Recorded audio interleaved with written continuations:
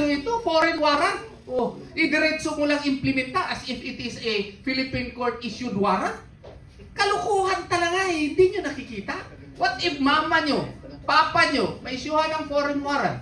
Diretso lang i-implementa, payag kayo? Bakit? Kailan ba tayo naging tuta ng ICC? Kailan ba tayo naging tuta ng mga dayuhan? We precisely enshrined the Bill of Rights in the 1987 Constitution in order to stop, no, in order to at least, no, prevent government excesses.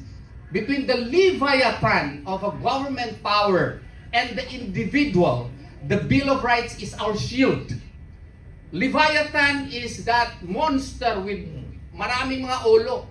That is the governmental power, which is now trained against Senator De La Rosa. What is its shield?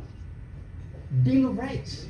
And that is why we as lawyers have to invoke our Bill of Rights, because it is the only shield remaining to protect Senator Bato De La Rosa.